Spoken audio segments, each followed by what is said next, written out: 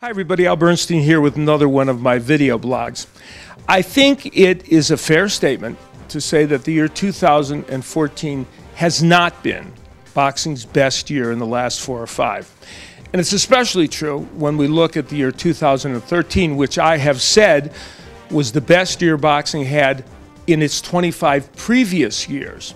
It was a spectacular year, off of which it would have been logical to assume the sport would be able to build and make 2014 a great year. That didn't happen. There are many reasons why it didn't happen, and it's pointless to look at people and try and establish blame, or look at networks, look at promoters, look at individuals. At this juncture, that doesn't really serve any purpose. The year did not live up to where it was supposed to be. There were good moments, and there were great fights during the course of this year. There always is in boxing, but it wasn't quite where it should have been. I'm here to tell you that I am optimistic. This will come as no shock to anyone, since I generally am optimistic about the sport. I think that 2015 is going to be better, and there's already some evidence to that point. Early in the year, we already see matches being scheduled that give us an indication that everybody in boxing is kind of aware of the fact that a rebound is necessary. We see matches already on the slate that look like it's going to get the year off to a big start. One of them, of course, the heavyweight matchup between Deontay Wilder and Bernstein for the WBC version of the heavyweight crown, which will be in January, on January 17th. A fight that could help establish the heavyweight division again in the United States.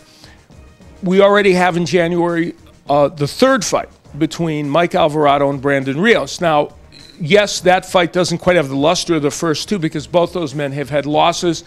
And maybe in the grand scheme of things in boxing, it's not as important. But I would suggest that we know it's going to be a wildly entertaining and exciting fight. And that alone makes it worthwhile. Gennady Golovkin's already penciled into February to fight Martin Murray, which I think is a legitimate fight because Martin Murray's a very good fighter who gave Sergio Martinez all he can handle, though he was a Sergio Martinez that probably was not at the top of his game. And then there's a fight in Europe already on the boards that I think is really important to fans there and worldwide as well. Arthur Abraham, who's a WBO super middleweight titleist, fought Paul Smith of Great Britain last year. He won a unanimous decision with wide scorecards of 117-111 by 2 of the judges and 119-110. Those scores, to be honest, were patently ridiculous. It was a very close fight. A fight that if Abraham did win it, it was by a very, very narrow margin. And so, to Arthur Abraham's credit and to his promoter's credit, they have given Paul Smith a rematch.